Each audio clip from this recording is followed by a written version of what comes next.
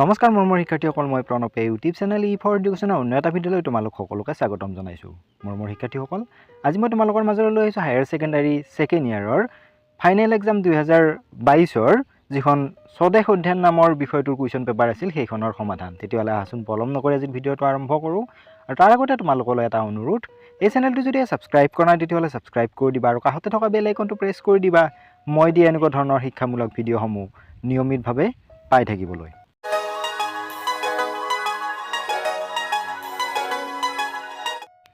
এই খণ্ডটো হৈছে ভূগোলৰ খণ্ড। প্ৰশ্ন নম্বৰ 1, নিম্নোক্ত প্ৰশ্নকেইটাৰ শুদ্ধ উত্তৰ বাছি উলিওৱা। প্ৰত্যেকটোৰ কাৰণে 1 নম্বৰকৈ দিয়া হৈছে। কুৱেশ্যন নম্বৰ এ, অসমৰ কোনটো অৰ্থনৈতিক বৃত্তি সৰ্বাধিক ব্যক্তি জড়িত? এ অপশ্যন এ প্ৰাথমিক, দ্বিতীয়টো হৈছে দ্বিতীয়, তৃতীয়টো হৈছে তৃতীয় আৰু চতুৰ্থ অপশ্যনটো হৈছে চতুৰ্থ। ইয়াৰ শুদ্ধ অপশ্যনটো হ'ব প্ৰথমটো প্ৰাথমিক। কুৱেশ্যন নম্বৰ বি, কোন চনত ছিকিমক ভাৰতবৰ্ষৰ উত্তৰ পূৰ্বাঞ্চলৰ এখন ৰাজ্য হিচাপে অন্তৰ্ভুক্ত কৰা হয়? 1947 চনত, 1963 চনত, 1972 চনত আৰু 4 নম্বৰ অপশ্যনটো হৈছে 2002 চনত। ইয়াৰ শুদ্ধ অপশ্যন হ'ব 4 নম্বৰটো 2002 চনত। চি, ৰাষ্ট্ৰসংঘৰ সাধাৰণ সভাই 2015 চনত কিমানটা বহনক্ষম উন্নয়নৰ লক্ষ্য গ্ৰহণ কৰিছিল? প্ৰথমটো হৈছে 11, 15, 17 আৰু চতুৰ্থ অপশ্যনটো হৈছে 21। ইয়াৰ শুদ্ধ অপশ্যন হ'ব 3 নম্বৰটো 17। প্ৰশ্ন নম্বৰ ডি, অসমৰ কোন চনত খাৰুৱা তেলৰ সম্ভেদ প্ৰথমে পোৱা গৈছিল? অপশ্যনকেইটা হৈছে 1822 চন, 1889 চন, 1921 চন আৰু 1958 চন। ইয়াৰ শুদ্ধ অপশ্যনটো হ'ব 1, 1822 চনত। কুৱেশ্যন নম্বৰ ই, কোনবিধ মানচিত্ৰ মাপনিত চেণ্টিমিটাৰ, ইঞ্চি, ফুট আদি একক উল্লেখ নাথাকে? অপশ্যনকেইটা হৈছে উক্তি মাপনি, ৰৈখিক মাপনি, নিৰূপক ভগ্নাংশ, 4 নম্বৰটো হৈছে কৰ্ণ মাপনি। ইয়াৰ শুদ্ধ অপশ্যনটো হ'ব 4টো কৰ্ণ মাপনি। প্ৰশ্ন নম্বৰ এফ, এলেকা অনুসৰি অসমৰ কোনখন ৰাষ্ট্ৰীয় উদ্যান সকলোতকৈ সৰু? অপশ্যনকেইটা হৈছে ওৰাং, মানস, নামেৰি, ডিব্ৰু-চৈখোৱা। ইয়াৰ শুদ্ধ অপশ্যনটো হৈছে 2 নম্বৰটো ওৰাং। প্ৰশ্ন নম্বৰ 2, তলত দিয়া প্ৰশ্নকেইটাৰ চমুকৈ উত্তৰ দিয়া, যিকোনো 4টাৰ। প্ৰত্যেকটোৰ কাৰণে 2 নম্বৰকৈ দিয়া হৈছে। কুৱেশ্যন নম্বৰ এ, 2 প্ৰকাৰৰ জৈৱ বৈচিত্ৰতাৰ নাম লিখা। 2 প্ৰকাৰৰ জৈৱ বৈচিত্ৰতা হ'ল প্ৰজাতিগত বৈচিত্ৰতা আৰু আনুবংশিক বৈচিত্ৰতা। প্ৰশ্ন নম্বৰ বি, খাৰুৱা তেলৰ শোধনাগাৰ থকা অসমৰ 2খন ঠাইৰ নাম লিখা। 2খন ঠাইৰ নাম হৈছে নুমলীগড় আৰু বঙাইগাঁও। চি, কোন 2খন বিদেশী ৰাষ্ট্ৰৰ আন্তৰ্জাতিক পৰিসীমাই অসমৰ পৰিসীমা চুই আছে? ভূটান আৰু বাংলাদেশ এই 2খন বিদেশী ৰাষ্ট্ৰৰ আন্তৰ্জাতিক পৰিসীমাই অসমৰ পৰিসীমা চুই আছে। ডি নম্বৰ প্ৰশ্নটো হৈছে কাৰ্বি আংলং জিলাত থকা 2খন অভয়াৰণ্যৰ নাম লিখা। কাৰ্বি আংলং জিলাত থকা 2খন অভয়াৰণ্যৰ নাম হ'ল পূব কাৰ্বি আংলং বন্যপ্ৰাণী অভয়াৰণ্য আৰু উত্তৰ কাৰ্বি আংলং বন্যপ্ৰাণী অভয়াৰণ্য। কুৱেশ্যন নম্বৰ ই, প্ৰদূষণৰ 2টা মুখ্য বিভাগৰ নাম লিখা।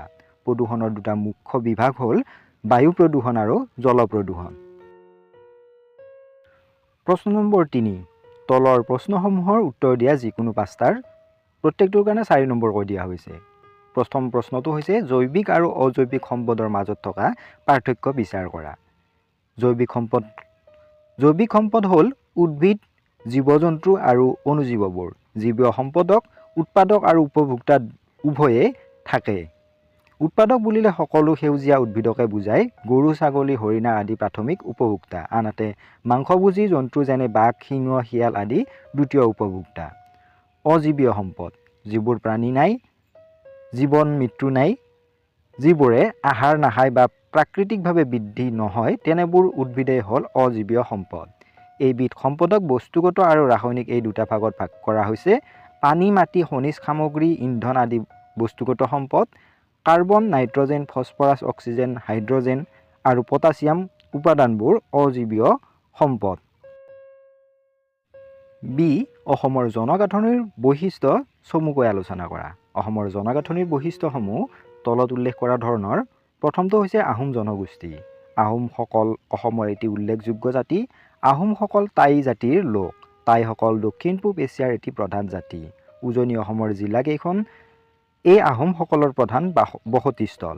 খ্ৰীষ্টপূৰ্ব কেইবা শতিকাৰো আগতে এইবিলাকৰ প্ৰব্ৰজন আৰম্ভ হৈছিল। দ্বিতীয়তে হৈছে কেওট বা কৈবৰ্ত জনগোষ্ঠী। সংস্কৃত শব্দ কৈবৰ্তৰ পৰা কিবত কেওট শব্দৰ সৃষ্টি হৈছিল। অনাৰ্য আৰু আস্তিক মংগোলীয় প্ৰজাতিৰ লোক এই কেওটসকলৰ কৰ্ম অনুযায়ী পিছলৈ জালোৱা কেওট বা হালোৱা কেওট আদি উপগোটত বিভক্ত হৈছিল। তৃতীয়টো হৈছে কাৰ্বি জনগোষ্ঠী। সেউজীয়া পাহাৰৰ বুকুত বাস কৰা কাৰ্বি আংলঙৰ লোকসকল অসমৰ অন্যতম আদিম অধিবাসী। আগেয়ে তেওঁলোক মিকিৰ বুলি জনাজাত আছিল আৰু তেওঁলোকে বাস কৰা পৰ্বতীয়া জিলাখন মিকিৰ পাহাৰ নামেৰে জনা গৈছিল, কিন্তু বৰ্তমান তেওঁলোকক কাৰ্বি বুলিও জনা যায় আৰু জিলাখনৰ নামো কাৰ্বি আংলং নামেৰে নামকৰণ কৰা হৈছে। নেক্সট হৈছে বড়ো জনগোষ্ঠী। বড়োসকল অসমৰ ভৈয়ামৰ জনগোষ্ঠী। বড়োসকলৰ মাতৃভাষা বড়ো ভাষা। বড়োসকলৰ বৃহৎ মংগোলীয় জনগোষ্ঠীৰ অন্তৰ্ভুক্ত।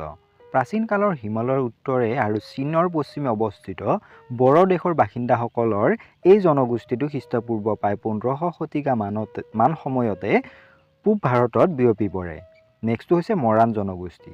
মৰাণসকল অসমৰ পুৰণি জনগোষ্ঠীসমূহৰ ভিতৰত অন্যতম। উজনি অসমৰ কেইবাখনো জিলাত এই জনগোষ্ঠীৰ অধিকাংশ লোকে বসবাস কৰে। মৰাণসকল বড়ো কছাৰীৰ মূলৰ বুলি ভবা হয়। কুৱেশ্যন নম্বৰ চি, মাজুলী দ্বীপ কিয় ইমান গুৰুত্বপূৰ্ণ ব্যাখ্যা কৰা। ব্ৰহ্মপুত্ৰৰ বুকুতেই পৃথিৱীৰ সৰ্ববৃহৎ নদীদ্বীপ মাজুলী আছে। 645 বৰ্গ কিলোমিটাৰ এলেকা আৱৰি থকা নদীদ্বীপ মাজুলীত 155খন বসতিপূৰ্ণ গাঁও আছে। জৈৱ বৈচিত্ৰতাৰ দিশৰ পৰা মাজুলী অতি চহকী। এই নদীদ্বীপ সত্ৰীয়া সংস্কৃতিৰ প্ৰাণকেন্দ্ৰ। মাজুলীৰ মুখাশিল্প বিশ্ববিখ্যাত। মাজুলী যি নদীৰ মাজত অৱস্থিত তাৰ আন এটা বৈশিষ্ট্য হ'ল ইয়াত পোৱা বিৰল প্ৰজাতিৰ শিহু। গোটেই পৃথিৱীত কেৱল 4টা প্ৰজাতিৰ নিৰ্মল পানীত থকা শিহু আছে। তাৰ ভিতৰত প্লেটানিছ গেঞ্জেটিকা নামৰ লুপ্তপ্ৰায় শিহুবিধ ব্ৰহ্মপুত্ৰত আছে। অৱশ্যে এই শিহু বৰ্তমান প্ৰায় 200টামানহে আছেগৈ। বিৰল প্ৰজাতিৰ এই শিহু বহুতো গৱেষক আৰু পৰ্যটকৰ আকৰ্ষণৰ কেন্দ্ৰবিন্দু। ডি, অসমলৈ হোৱা জনপ্ৰব্ৰজনৰ বাবে সৃষ্টি হোৱা সমস্যাসমূহ আলোচনা কৰা। জনপ্ৰব্ৰজন এটা অৱধাৰিত প্ৰক্ৰিয়া। আবহমান কালৰ পৰাই এই প্ৰক্ৰিয়া চলি আহিছে। মানুহৰ জীৱন ধাৰণৰ সা-সুবিধাৰ নেতিবাচক স্থানৰ পৰা ইতিবাচক স্থানলৈ গতি স্বাভাৱিকভাৱে স্বীকৃত যদিও ৰাজনৈতিক দিশৰ পৰা গন্তব্য স্থানৰ খিলঞ্জীয়াৰ নিৰাপত্তাৰ দিশৰ পৰা সমূলি গ্ৰহণযোগ্য নহয়। অসমত আন্তঃআঞ্চলিক প্ৰব্ৰজন সাধাৰণতে চহৰমুখী যদিও সৰু চহৰ আৰু সেৱা কেন্দ্ৰৰ পৰা কাষৰীয়া ডাঙৰ চহৰলৈ অধিক হাৰত দেখা যায়। আনকি দাঁতি কাষৰীয়া গ্ৰামাঞ্চলৰ পৰা দৈনিক আৰু সাপ্তাহিক সময়ত বিভিন্ন কাম-কাজৰ বাবে নগৰ অঞ্চললৈ জনপ্ৰব্ৰজন হৈ আছে যদিও সদ্যহতে অসমত সামান্য প্ৰভাৱ পৰিলেও বিশেষ কুপ্ৰভাৱ পৰিলক্ষিত হোৱা নাই। কিন্তু আন্তঃৰাজ্যিক প্ৰব্ৰজন আৰু প্ৰতিৱেশী ৰাষ্ট্ৰৰ পৰা হোৱা অবৈধ প্ৰব্ৰজন আৰু শৰণাৰ্থীৰ বাবে অসমত স্বৰাজত্বৰ কালত বিশেষ সামাজিক, সাংস্কৃতিক আৰু অৰ্থনৈতিক ক্ষেত্ৰত ক্ষতি হোৱাটো পৰিলক্ষিত হৈছে।